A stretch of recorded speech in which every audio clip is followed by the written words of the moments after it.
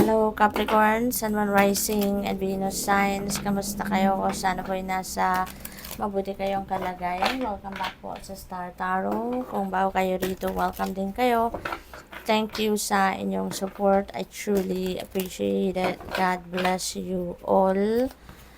Capricorn, pauna mensahe ninyo ay Ace of Air. Ayan, so dito sa Ace of Air, this is a new beginning energy, Capricorn. Merong bagong beginning, merong bagong sitwasyon, bagong venture, bagong situation na papasok sa buhay ninyo.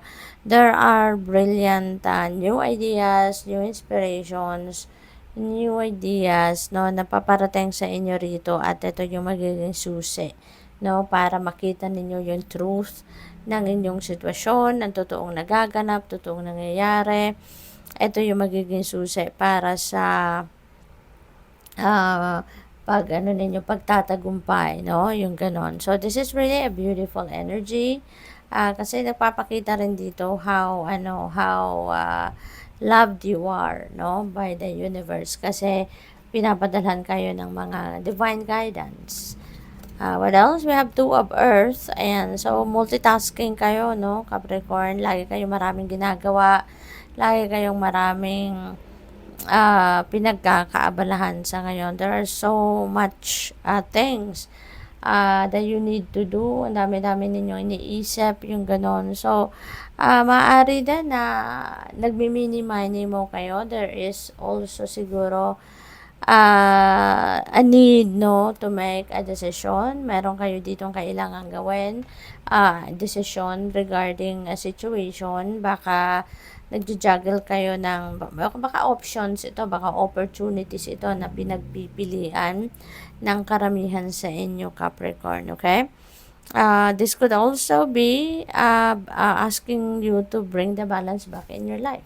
Baka kailangan ninyong balansehin ang inyong sarili. Maybe kailangan ninyo ritong ibalik yung balanse, no, sa buhay ninyo, Capricorn.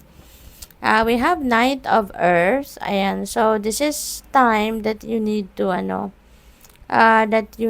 be cautious. Ito din yung panahon na you're going to display, no, sa inyong mga sitwasyon sa buhay. You're going to display how wise you become, no?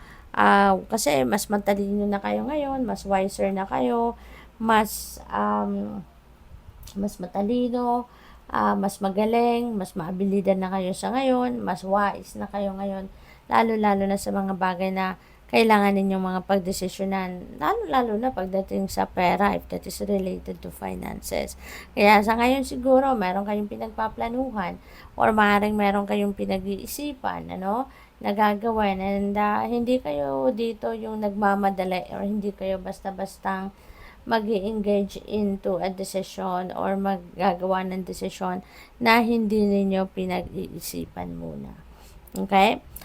May guardian angel din kayo, no, na lagi nakabantay sa inyo rito at lagi kayong ginagabayan, tinutulungan sa inyong mga sitwasyon. We have King of Earth, and so this is a very successful time para sa iyo, Capricorn. This is also, by the way, your energy.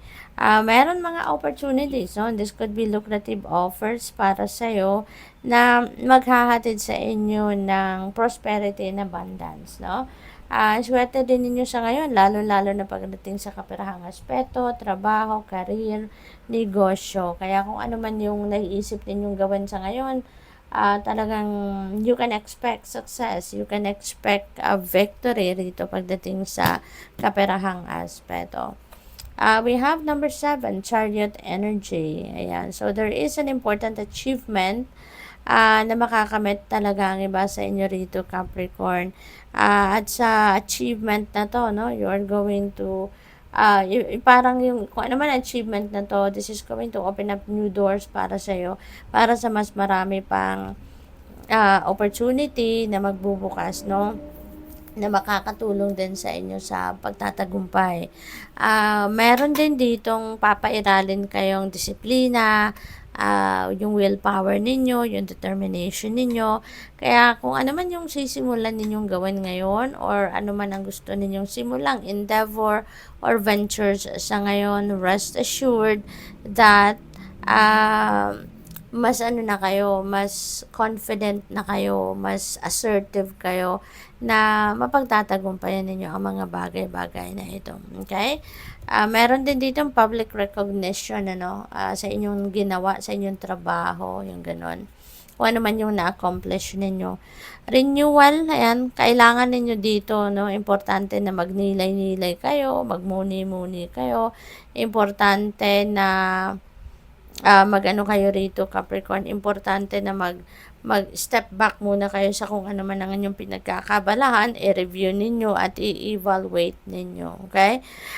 Kasi maaaring meron kayong mga bagay na pinag-iisipan sa ngayon, pinagkakabalahan sa ngayon, pero maaaring ano pa ito, maaaring hindi ito yung dapat, no, na pagkakaabalahan ninyo sa ngayon. There could be something else that you need to focus on. Pero nga, yun, ano kayo ngayon, tawag dito, naka-focus kayo sa mga bagay na to. So, dito sa pagre-evaluate ninyo, pagre-review ninyo ng mga pangyayari sa buhay ninyo, magigising kayo dito sa katotohanan, no? At malilinawan ng inyong isipan na there is something different, different thing na dapat ninyong pagfokusan. We have 7 of water. Ayan. So, mayroon dito mga opportunities na dadating.